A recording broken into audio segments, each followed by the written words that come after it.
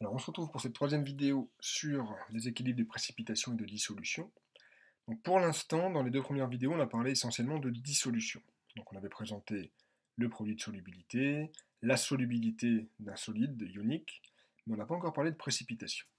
Donc c'est ce qu'on va faire dans cette vidéo, qu'on va traiter essentiellement de précipitation. Alors j'ai à nouveau fait le choix de travailler sur un exemple, plutôt que de donner des solides ioniques sous une forme générique.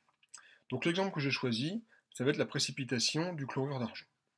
Donc chlorure d'argent, AgCl. Alors, comment peut apparaître du chlorure d'argent? Il faut qu'il y ait des ions Cl- et des ions Ag+. Donc on va imaginer qu'on a deux béchers. Dans le premier bécher, j'ai une solution de chlorure de sodium, Na+, Cl-. Dans la deuxième solution, j'ai du nitrate d'argent, Ag+, NO3-.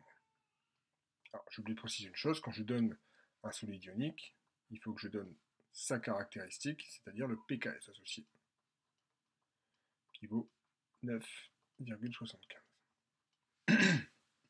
Alors, ces deux solutions, donc je vais appeler C1 la concentration en Na+, Cl-, donc en Cl-, c'est celle qui m'intéresse ici, et C2, ici, la concentration en Ag+, NO3-, donc en Ag+. Les valeurs numériques seront C1 égale 10-2 mol par litre,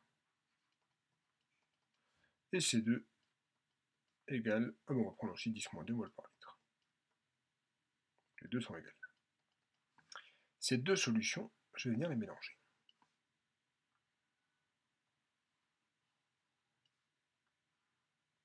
Et donc si je les mélange, eh bien je vais avoir dans une même solution, alors Na+, NO3-, certes, mais cela ne m'intéresse pas beaucoup.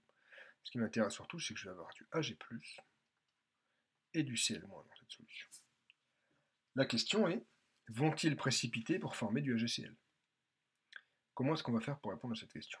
D'abord, on va calculer les concentrations apportées en Ag+, et Cl-. C'est-à-dire que pour l'instant, même si précipitation il y a, je calcule simplement les concentrations avant précipitation, c'est-à-dire juste au moment où je fais le mélange. La concentration en Ag+, alors je vais mettre un petit A pour apporter. Alors ce que j'aurais dû préciser, c'est que les deux volumes sont les mêmes. Donc si les deux volumes sont les mêmes, en fait mélanger les deux solutions, ça revient simplement à faire une dilution de chacune des deux solutions par 2. Donc la concentration en Ag+, ça va être C2 sur 2. La concentration en Cl- apportée, ça va être C1 sur 2. Donc évidemment, hein, ça va dépendre du contexte. Là, ici V1 égale V2. Si V1 était différent de V2, je calcule la quantité de matière, je diviserai par le volume total. Enfin, c'est classique. Une fois que j'ai calculé les concentrations en Ag+ et en Cl- apportées, je vais calculer le produit Ag+ par Cl-.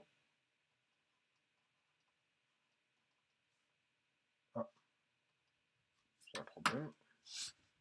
Non, c'est bon.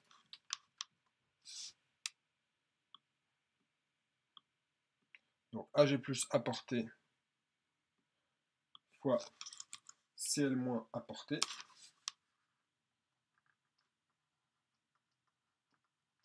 Ça va me faire du C1 fois C2 sur 4. Je fais l'application numérique. Alors, ce que j'ai calculé là, je ne l'ai pas fait pour rien. En fait, qu'est-ce que c'est? C'est Q. Mais Q de quelle réaction? Avant de faire l'application numérique, on va l'écrire.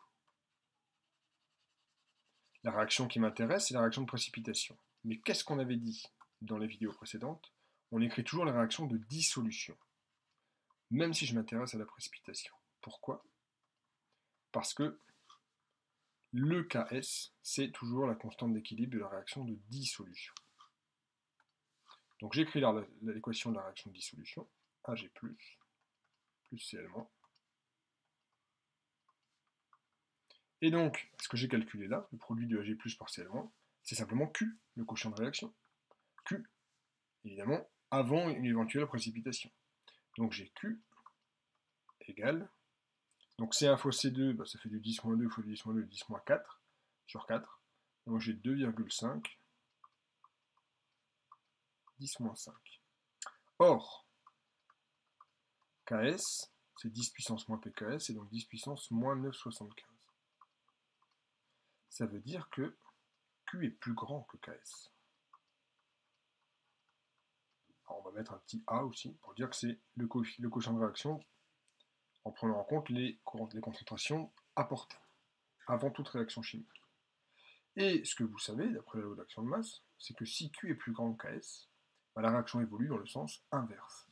Or, on a écrit l'équation de la réaction de dissolution, donc elle va évoluer dans ce sens-là, dans le sens de la précipitation. Donc vous voyez, nul besoin d'écrire l'équation de la réaction de précipitation. On écrit l'équation de la réaction de dissolution, et si on prouve qu'elle évolue dans le sens inverse, c'est bien qu'il y a précipitation. Donc ici, je sais qu'AgCl va précipiter. Après, on peut se poser la question, quelle va être la quantité d'AgCl qui va apparaître? Là, je fais un tableau d'avancement. Hein. Et je continue d'écrire ma réaction dans ce sens-là, hein, il n'y a pas de raison de changer. AgCl égale Ag plus Cl-. Initialement, j'ai pas d'AgCl. Concentration en Ag+, c'est C2 sur 2 fois le volume total, c'est-à-dire V1 plus V2. Et Cl-, c'est C1 sur 2 fois volume total. Et donc, quand l'équilibre est atteint, j'ai une certaine quantité NF en AgCl, et donc ce qui correspond en fait à XIF, hein.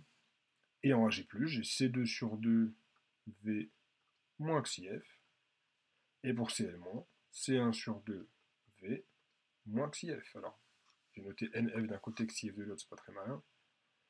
Je vais l'appeler N aussi.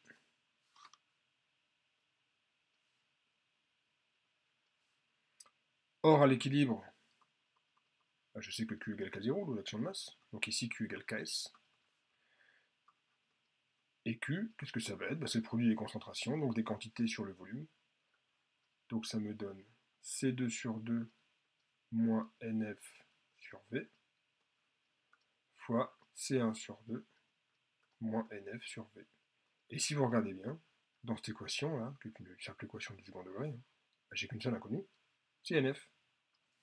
C2, C1 sont des données du problème. V, si je connais les volumes des deux solutions, ce qui est le cas, je les connais aussi. Donc finalement, je ne connais pas NF, je connais KS. Et donc une équation du second degré a une inconnue, il n'y a pas de problème, vous savez résoudre.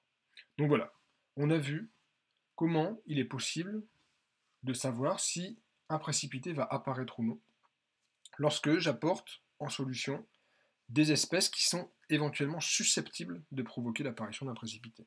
Donc si je résume la démarche, on calcule le quotient de réaction de la réaction de dissolution du précipité qui m'intéresse, du solide ionique dont je soupçonne éventuellement l'existence d'un précipité, l'apparition d'un précipité. J'insiste bien sur le fait qu'on calcule le quotient de réaction avec les concentrations apportées, c'est-à-dire avant toute réaction. Et je regarde s'il est plus grand ou plus petit que Ks. S'il est plus grand que Ks, la réaction évolue dans le sens inverse, il y a précipitation. S'il est plus petit que Ks, elle est censée évoluer dans le sens direct de la dissolution, mais j'ai pas apporté de solide, donc en fait elle évoluera pas. C'est juste que la solution n'est pas saturée, tout simplement. Et puis évidemment, si Q égale Ks, je suis déjà à l'équilibre. Mais quand on va apporter des espèces, c'est peu probable qu'on tombe exactement sur Q égale Ks. Ok, on en arrête là. Encore une vidéo et on en a terminé avec la précipitation.